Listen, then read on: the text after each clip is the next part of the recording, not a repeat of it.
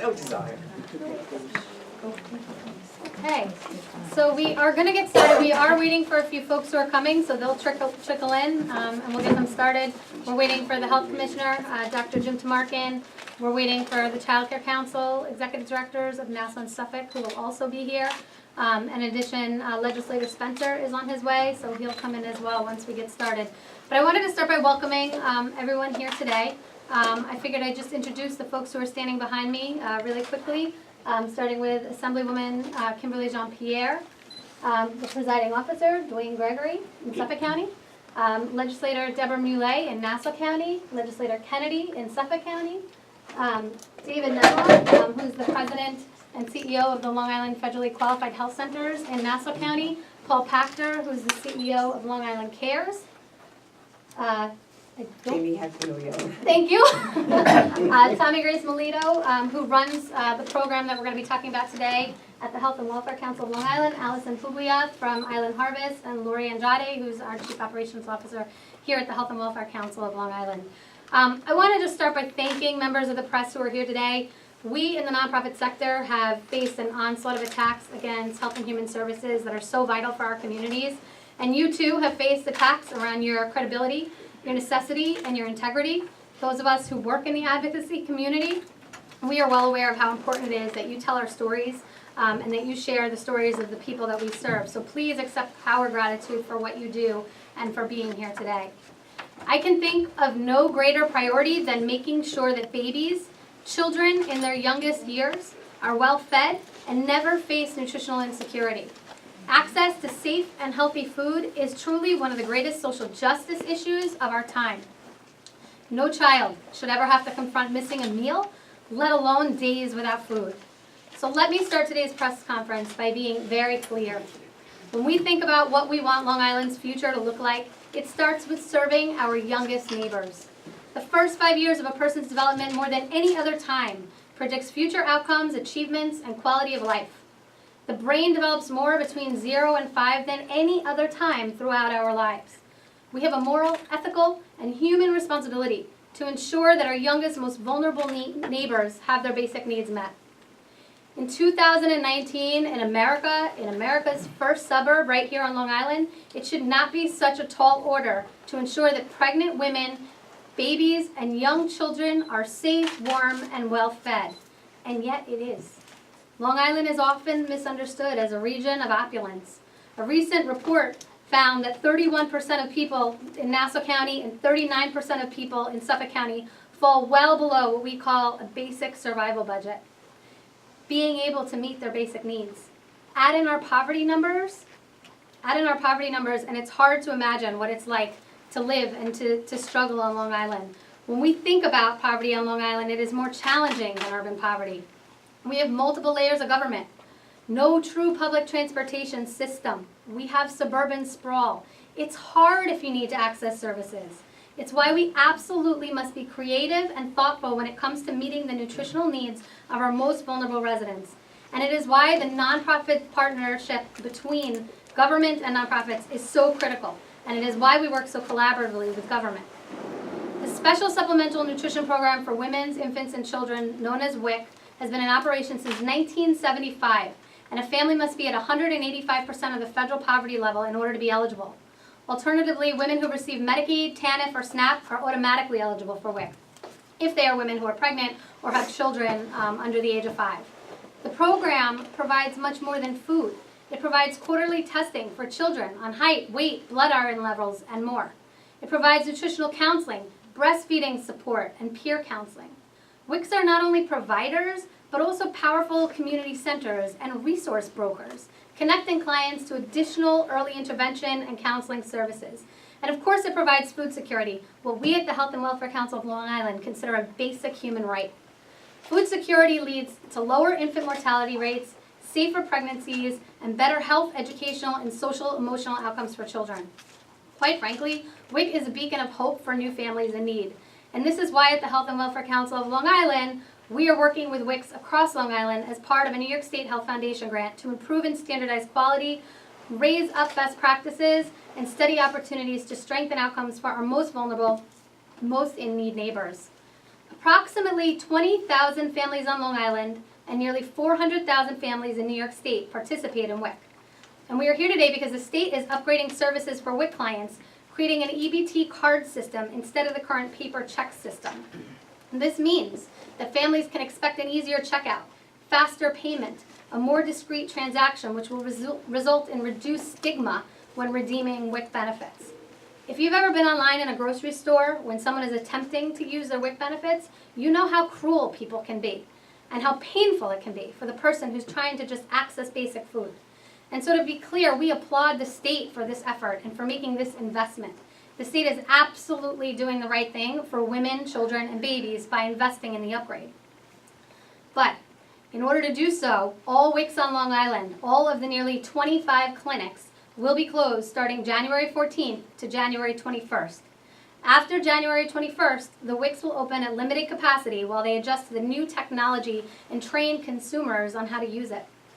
They are likely to be back up and running in full capacity sometime in April. While the WIC clinics have been, really engaged in extensive outreach to ensure that families get their benefits earlier this month, we are very concerned about the potentially many women and babies who will arrive at a clinic only to find its doors shut. We are also especially concerned for women in need who give birth during this time period and don't already have benefits established. We asked ourselves, where will they go? What will they do? It was this concern that led the Health and Welfare Council on Long Island to convene our child care councils of Nassau and Suffolk, who do critical early childhood work in our communities, our regional food banks, Long Island Cares and Island Harvest, our WICs, and the Long Island Federally Qualified Health Centers to ensure that we work together to respond during the WIC's closure and make sure that no baby, no child, and no new mother goes hungry. In conjunction with Long Island Cares and Island Harvest, we have put together a comprehensive resource guide with local food pantries, all located within 5 miles of each and every WIC site on Long Island. And those resources are in the back of the room. We are distributing these en masse as our WIC centers to make sure that we are meeting the needs of our youngest and most vulnerable residents. And we are grateful to for the media's help in doing so. We are also uniquely concerned about our new moms and children who are immigrants, because since 2016, over 1 million women nationally, 1 million women have dropped off of WIC for fear of scrutiny and deportation. At the state level, that number is about 32,000 eligible women dropping off of WIC. WIC does not ask about immigration status, but the anti-immigrant sentiment at the federal level is having a huge impact on the sense of safety that our neighbors feel around accessing basic food.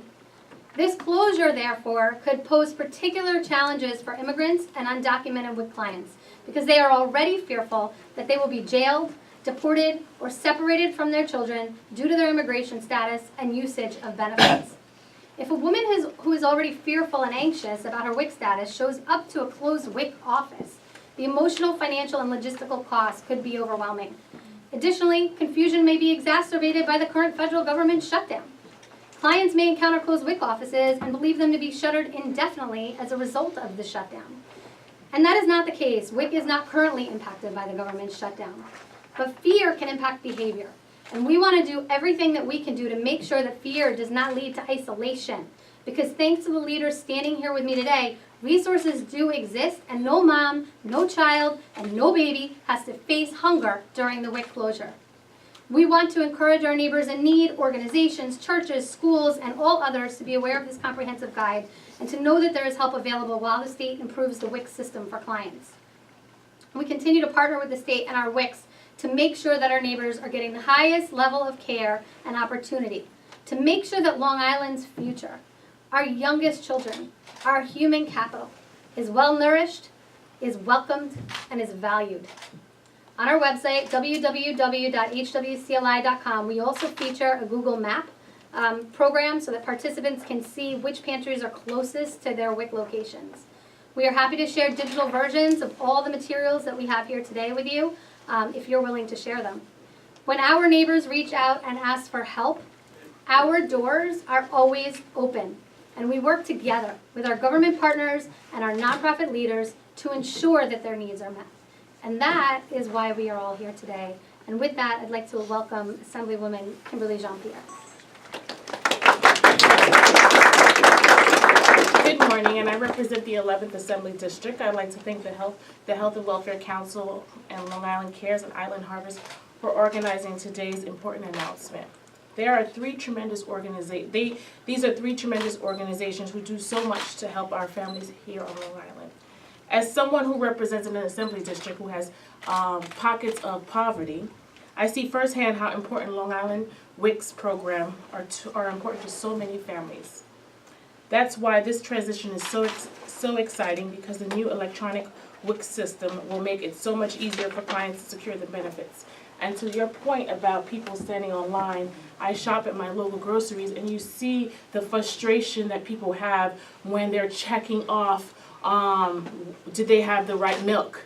Did they get the right cereal? And this will eliminate that embarrassment and not only that stigma. This will be an absolutely game changer for the WIC system across Long Island. And while no transition of this magnitude happens overnight, the Health and Welfare Council of Long Island, Island Harvest, and Long Island Cares have again stepped up to the plate, as always, to ensure that our most valuable neighbors have access to these services from other organizations during this transition. And I'm proud to support you guys through this transition and get the information and out to our families, as you mentioned about immigrants and the closure of these facilities and the fear. And we have to make sure that we tell our Long Island families that we are here for them. So that's true leadership. And I know that our women and children will be in good hands during this transition phase because of these three organizations. Thank you for letting me join you today, and I'm happy to partner. Thank you.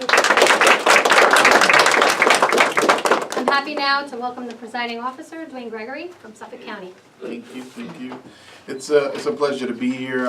I too want to thank our partners, particularly Health and Welfare Council of Long Island, for bringing us all here together and getting the message out, because this is an important message. These are the most vulnerable citizens of our community, residents of our community. And it's important that they understand that there is a challenge that's going to be facing them, but there's partners, there's human service organizations that are ready and willing and have a plan established to address this challenge.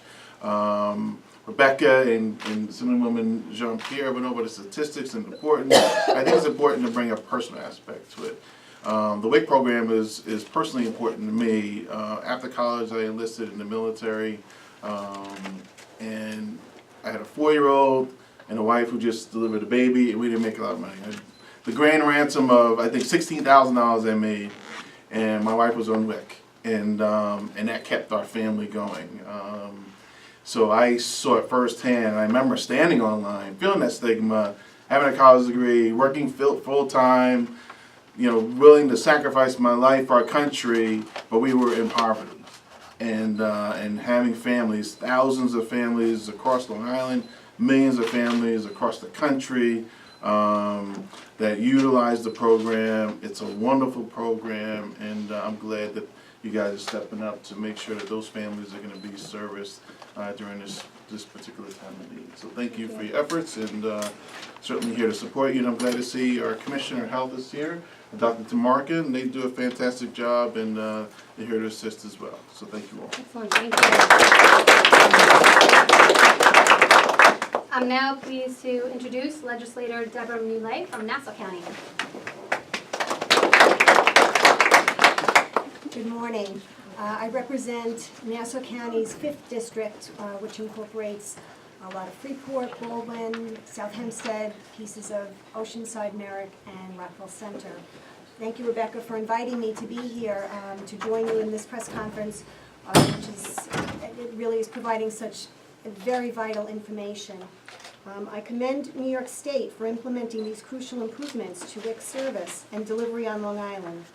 Changes such as the introduction of EBT cards will radically transform the WIC experience for clients, providers, and vendors. It's also equally important that current WIC participants be made aware of the 1-week closure transition period that Rebecca mentioned, so that we may make arrangements or seek, alternative assistance. We are grateful to the Health and Welfare Council of Long Island, as well as Long Island Cares and Island Harvest, for coordinating to publicize the changes, closures, and additional resources for clients. Nutritional security and access to healthy foods are incredibly important for mothers and young children, and the WIC program is a tremendous asset to our community, and I stand also in support of all that you do. Thank you. Thank you. I'm also now pleased to introduce legislator Doc Spencer from the 18th District in Suffolk County.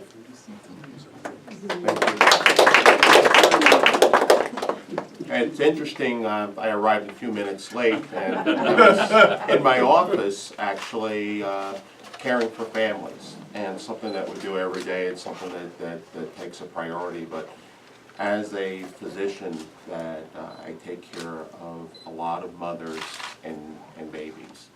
And I can tell you that this time of year, when you look at the balance of health, having a home with heat, having medications, having food, these are the basics. These are the basics that are something that even a week can disrupt a life. And I really applaud Rebecca and just really the Health and Welfare Council for taking these bold steps to create the awareness that we have to make sure that there's accessibility with our pantries, that there are options that are available. I live it, I see it every day with the 40,000 patients that I have in my practice, and I really implore anybody in the public that is aware of families that are living sometimes just by very thin strings that kind of keep them above water, that we do everything we can to take proactive action to not disrupt their lives. So thank you, and thank you for allowing me the privilege of being here. I appreciate it. So now we're happy to bring up the Suffolk County Commissioner of Health, Jim Tamarkin. Thanks, Rebecca, and thank you for your important work with this organization and this function. Just to give you some, you've heard all about how the program works, but to give you some data as to how effective it is. In 2017, we had 12,855 people served by the program through the county's WIC program. We have 9 clinics. They're co-located with HRH and the Dolan Health Center. And we have 122 contracted with pharmacies and food establishments to buy whatever is needed. There's one other number I wanted to give you. Oh, right. 11.5 in 2017, $11.5 million was re-injected into the economy through the WIC program. So the money that goes to the WIC participants comes back into the economy and helps boost the financial status of the county. So it's a very, very important program. Our administrative offices will be open for people who have issues and questions, and they can call, and they will be dealt with as best we can during this time, but with additional resources that the Health and Welfare Council has provided, I think we'll get through it just fine. So thank you for your time, and thank you. Thank you, Dr. Tamarkin. I'm now happy to call up Paul Pachter, who is the CEO of Long Island Cares. It's very encouraging to have our legislators on the state and local level together and under Rebecca's leadership to talk about a potential challenge that we have on Long Island in regard to the WIC program. We may look at it as only an 8 to 9 day period of closing, but we're going to have a challenge here. From the perspective of food banks, and certainly from the perspective of the regional food bank, when you're trying to provide food to young mothers and babies, you're talking about some of the most expensive food on the market that you can purchase. So you're talking about formula, you're talking about baby food, you're talking about diapers, you're talking about specialized food that some babies need. These products are not readily available at the local food pantries. The local food pantries, for the majority of their food, rely upon Island Harvest and Long Island Cares for that food. And if the public doesn't provide the food to the food banks, we don't have it. We won't have it. I can tell you that what we do have are these products at Long Island Care satellite locations, because we've been preparing for this day for a while now. So any mothers who go to our satellite locations in Freeport, Lindenhurst, and Huntington Station could avail themselves of formula, baby food, and diapers. Short of that, our mobile outreach units have scheduled for this period to go out to the communities of Westbury, Center Reach, Roosevelt, Patchogue, Southampton, Freeport, Elmont, Hempstead, Bohemia, Riverhead, Brentwood, and Bayshore, to make sure that families are aware of these services. And all of that is listed in the page. What I would like to say to the public, and certainly to our legislators, 365 days a year, the community supports their food banks. They support their pantries. Unfortunately, this is a time when nearly 15,000 Long Islanders who work for the federal government are not getting paychecks, and they're going to be furloughed. And they are going to tax the system of the local food pantries and the food banks. And on top of it, thousands of children are going to have their nutrition jeopardized. So if the public really wants to help, you'll go to the supermarket and you'll buy formula and you'll buy baby food and you'll buy diapers and bring them to any of the pantries listed on this list.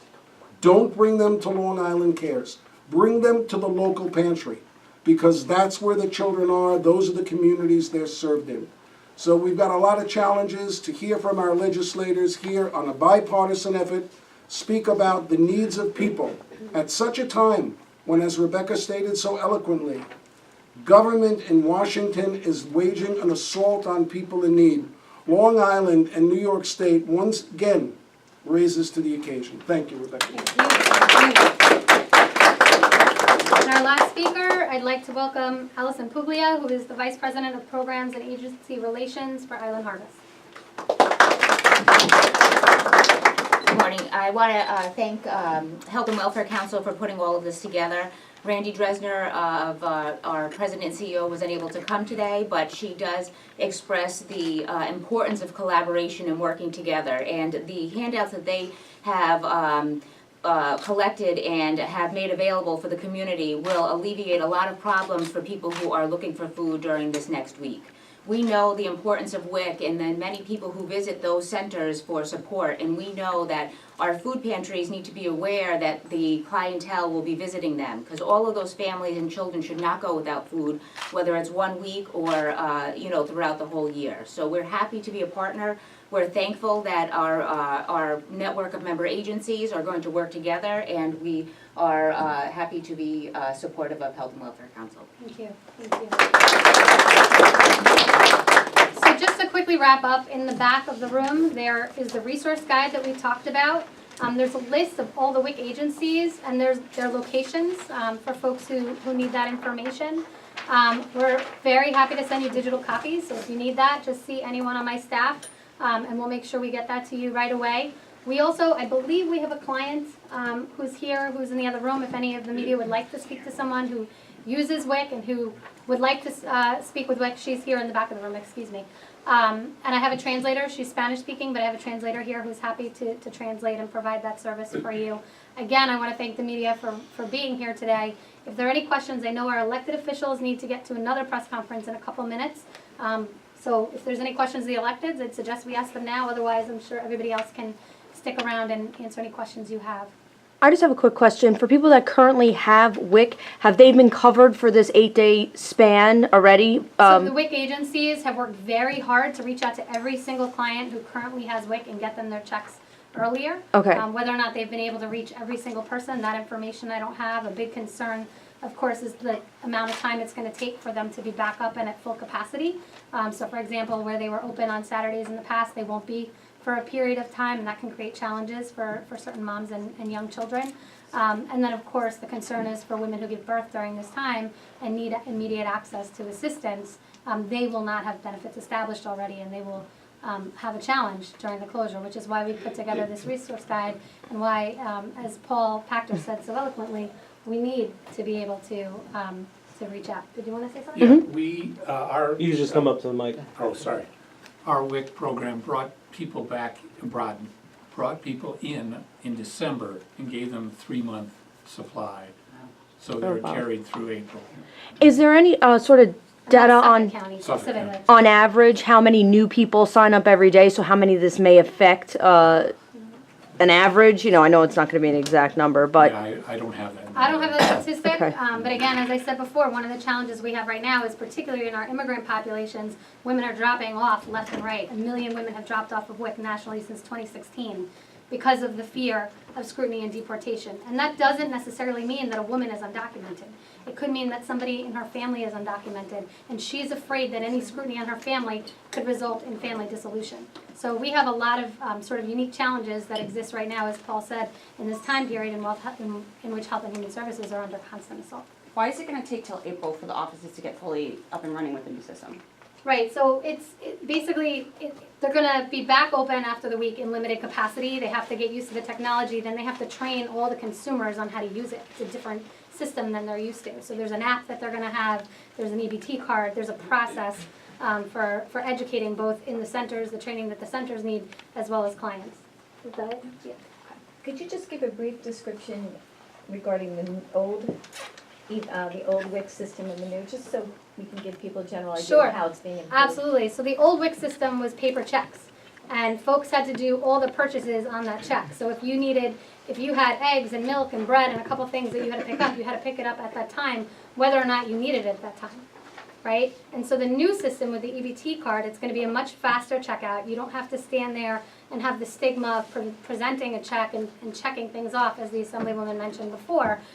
So we're hoping it will maybe increase participation for folks who, were uncomfortable doing this in their local food markets, going to the store and running into their friends and having to go through that process. So it's going to be much quicker, it's streamlined, and they're going to be able to spread out their purchases as needed for their family.